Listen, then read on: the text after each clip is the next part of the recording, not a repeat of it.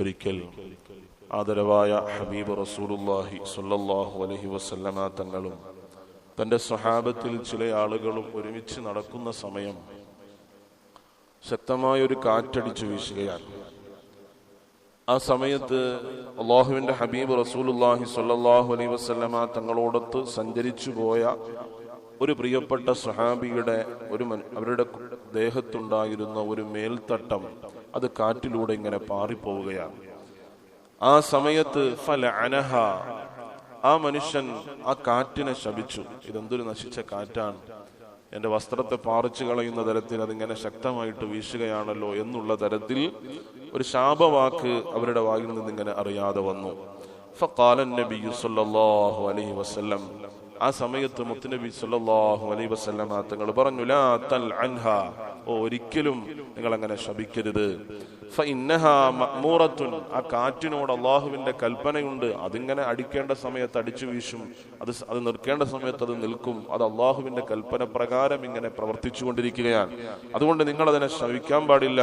വഇന്നഹു മൻ ലഅന ശൈഅൻ ലൈസ ലഹു ബിഅഹ്ലിൻ റജഅത്തിൽ ലഅനതു അലൈഹി. എന്നിട്ട് മുത്തുനബി സ്വല്ലല്ലാഹു അലൈഹി വസല്ലം തങ്ങൾ ഒരു പാഠം കൂടെ പഠിപ്പിച്ചു കൊടുക്കാൻ. നമ്മുടെയൊക്കെ ജീവിതത്തിൽ നമ്മൾ ചിലപ്പോ അറിയാതെയും അറിഞ്ഞുകൊണ്ടും പലപ്പോഴും ശാപവാക്ക് പറയുന്നവരാണ്.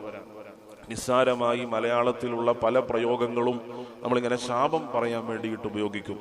ഉദാഹരണത്തിന് ഒരു വാക്ക് നമ്മൾ പറയും, നമ്മൾ ഭണ്ഡാരമടങ്ങുക എന്ന് പറയുന്ന ഒരു മലയാള പദത്തിൽ നിന്നുണ്ടായ പണ്ടാരമടങ്ങാൻ എന്ന് പറയുന്ന ഒരു വാക്ക് നമ്മളൊക്കെ പലപ്പോഴും പ്രയോഗിക്കാറുണ്ട്. യഥാർത്ഥത്തിൽ അത് എവിടെ നിന്ന് ഉത്ഭവിച്ചു എന്ന് ചോദിച്ചാൽ, പണ്ട് കാലത്ത് വസൂരി പോലെയുള്ള മാരകമായ രോഗങ്ങൾ ഉണ്ടാകുന്ന സമയത്ത് ആ രോഗിയായി കിടക്കുന്ന മനുഷ്യനെ ഒരു രീതിയിലും പരിചരിക്കാൻ പറ്റാത്തൊരു സാഹചര്യം വരുന്ന സമയം, രോഗികളായി മാറിക്കഴിഞ്ഞു, ചികിത്സകളൊന്നും ഇല്ലാതെ വരുന്ന ഘട്ടത്തിൽ കുടിലിന്റെ അകത്തളത്തിലേക്ക് അവരെ മാറ്റുമത്രേ.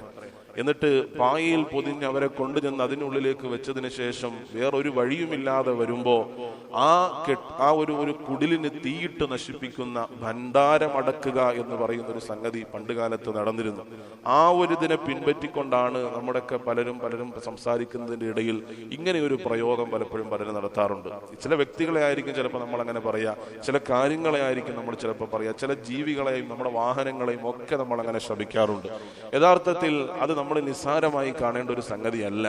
നിസ്സാരമായ വിഷയങ്ങൾക്ക് അല്ലെങ്കിൽ തന്നെയും ശാപവാക്ക് പറയുക എന്ന് പറയുന്നത്. കാരണം മുത്തുനബി സ്വല്ലല്ലാഹു അലൈഹി വസല്ലമ തങ്ങൾ പറയുന്നു, ലൈസൽ മുഅ്മിനു ബിത്തുആൻ വലൽ ലആൻ വലൽ ഫാഹിശി വലൽ ബദീ. അല്ലാഹുവിന്റെ റസൂൽ ചില കാര്യങ്ങൾ പറഞ്ഞിട്ട് പറയാണ്, ഈ പറയുന്ന കാര്യങ്ങളൊന്നും ഒരു വിശ്വാസിയിൽ നിന്ന് ഒരിക്കലും ഉണ്ടാവില്ല.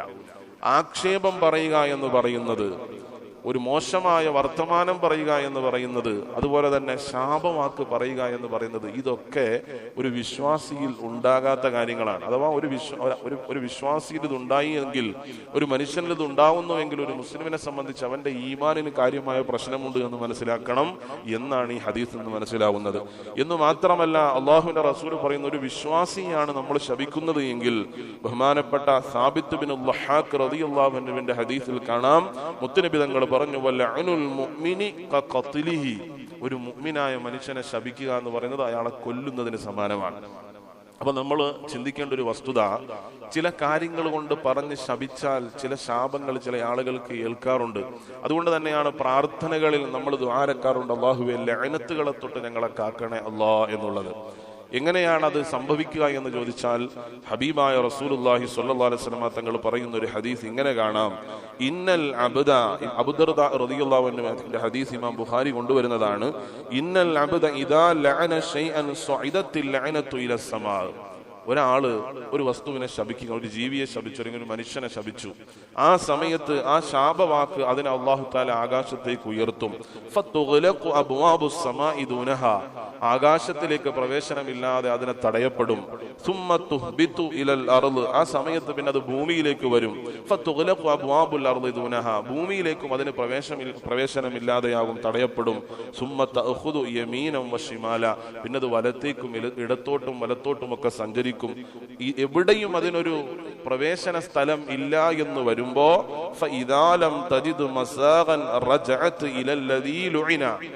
ഏതൊരാളെയാണോ ശപിച്ചത് ആ ശപിക്കപ്പെട്ടവനിലേക്ക് അത് മടങ്ങും. എങ്ങനെ?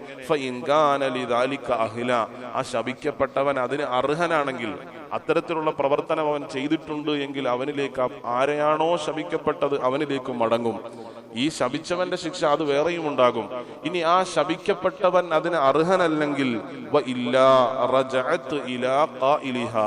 ആരാണോ ആ ശാപവാക്ക് പറഞ്ഞത് അവനിലേക്ക് തന്നെ അത് മടങ്ങുമെന്ന് ശഫീഉനാ റസൂലുള്ളാഹി സ്വല്ലല്ലാഹു അലൈഹി വസല്ലം. അപ്പൊ നമ്മുടെ വാക്കുകൾ, നമ്മൾ ഉച്ചരിക്കുന്ന പ്രയോഗങ്ങൾ, ചില പല പദപ്രയോഗങ്ങളൊക്കെ അതീവ ഗൗരവകരമായി നമ്മൾ ശ്രദ്ധിക്കേണ്ട വിഷയമാണ്. പ്രത്യേകിച്ച് വിശ്വാസത്തെ പോലും ബാധിക്കുന്ന തരത്തിലുള്ള വാചകങ്ങളായി അത് മാറപ്പെടും. അത്തരത്തിലുള്ള വിഷയങ്ങളെ സൂക്ഷ്മതയോടുകൂടി നമ്മൾ കൈകാര്യം ചെയ്യണം. അല്ലാഹു റബ്ബ് നമുക്ക് സൂക്ഷിക്കാനുള്ള തൗഫീഖ് നൽകി അനുഗ്രഹിക്കുമാറാകട്ടെ. അൽഹംദുലില്ലാഹ്. അർഹമുർ റഹീമായ കാരുണ്യവാനായ പടച്ചവനെ, ഞങ്ങളെ നീ ഖബൂലാക്കണേ അല്ലാഹ്. ഞങ്ങളിൽ നിന്ന് വന്നു പോകുന്ന വീഴ്ചകൾ, തെറ്റുകുറ്റങ്ങളൊക്കെ നീ മാപ്പാക്കണം റഹ്മാനെ. ഈമാനും ഇസ്സത്തും ഖബൂലിയത്തും ഇസ്തിഖാമത്തും ഞങ്ങളുടെ ജീവിതത്തിൽ നിലനിർത്തി തരണേ അല്ലാഹ്. ഇടങ്ങേറുകൾ, പ്രയാസങ്ങളൊക്കെ മാറ്റിത്തരണേ റഹ്മാനെ. ഹലാലായ മുറാദുകളൊക്കെ ഹാസിലാക്കണേ അല്ലാഹ്. ഈ ദിവസത്തിലും ഈ സമയത്തിലും എല്ലാം ഞങ്ങൾക്ക് ബറക്കത്ത് ചെയ്യണേ റഹ്മാനെ.